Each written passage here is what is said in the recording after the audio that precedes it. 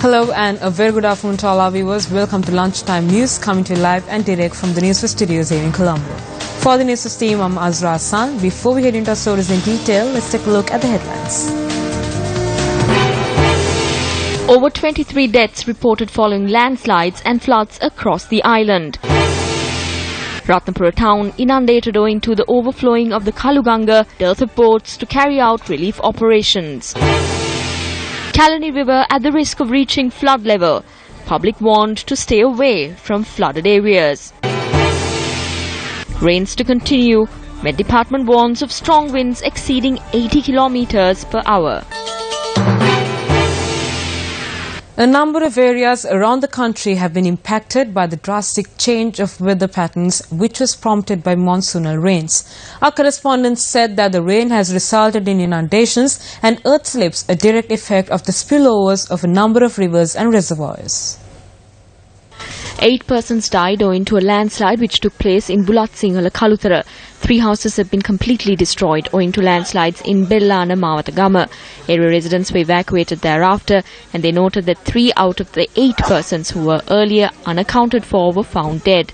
The Irrigations Department said that with the heavy downpours, the Gin River, Nilwala and Kalu rivers have reached spill level. The Attanagalu Oya and Benthara rivers have also overflown. The water levels of the Lakshapana and Vimala Surendra reservoirs have also passed spill level.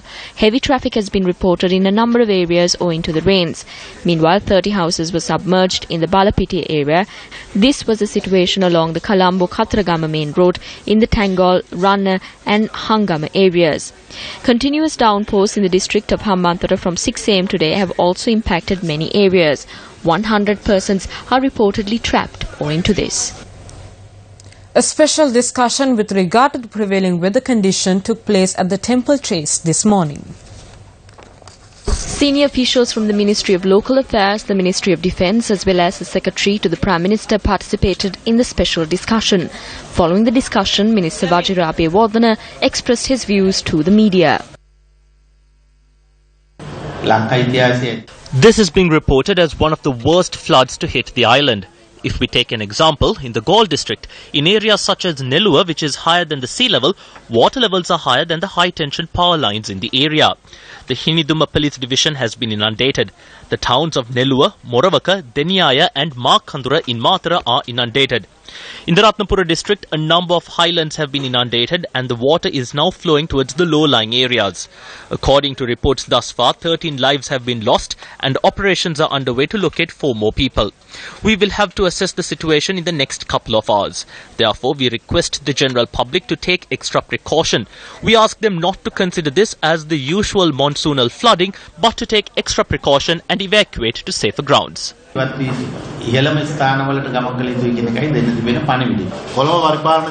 the Colombo Administrative Division, the divisional secretariats of Sitavaka, Homagama, Kaduvela and Kolonnava are at risk of being inundated due to the breaching of the Kalani River.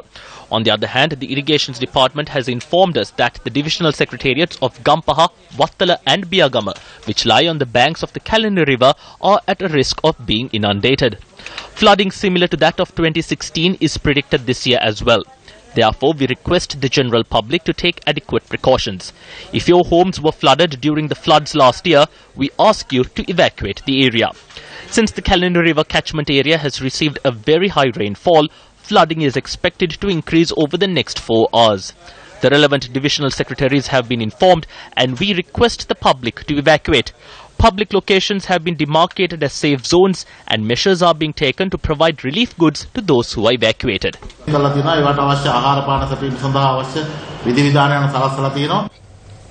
Meanwhile, 2 helicopters of the Sri Lanka Air Force have been deployed to carry out rescue operations. Air Force media spokesperson Group Captain Gihan Seniviratne said that a Bell 212 and an Mi-17 helicopter have been deployed to aid affected persons. Group Captain Seniviratne said that the helicopters are assisting in rescue operations from the Koggala Air Force camp. Meanwhile, Navy media spokesperson Lieutenant Commander Chaminda Walakulage said that 15 Navy boats have been deployed to assist those affected by the floods. He also noted that Navy squadrons have been positioned to assist in the rescue operations. Army media spokesperson Brigadier Roshan Senivaratna also said that Army personnel have been deployed to carry out rescue operations based on requirements. According to the Brigadier, 180 Army personnel have been assigned to the southern province to carry out rescue operations. Police say that 2 women have been died after a boundary wall and an earth embankment collapsed in Heyantuduwa, Sabgaskanda. Meanwhile, the National Building Research Organisation says that the landslide warning issued for 6 districts is still in effect. The districts included RK Gaul, Ratnapura, Gaul, Kaluthara, Matara, Hambantota districts. Today marks the final day of President Maithripala Sirisena's state visit to Australia. Concluding his visit, the President engaged in an inspection tour around the Nuclear Technology Centre this morning. UMP parliamentarian Harshana Rajkaruna highlighted some of the key moments of President's official visit.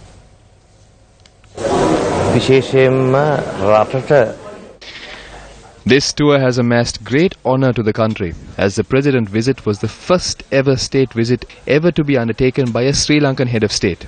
Over the past 3 days, the President held talks with some of the key stakeholders of Australian politics, including Prime Minister Malcolm Turnbull. The main highlight was the world reception that is extended to Sri Lanka, which was a stumbling block even when the new government was taking over the administration. The pressure which was mounted on the country because of various insults by other countries was warded off by the appointment of the new President and the Prime Minister.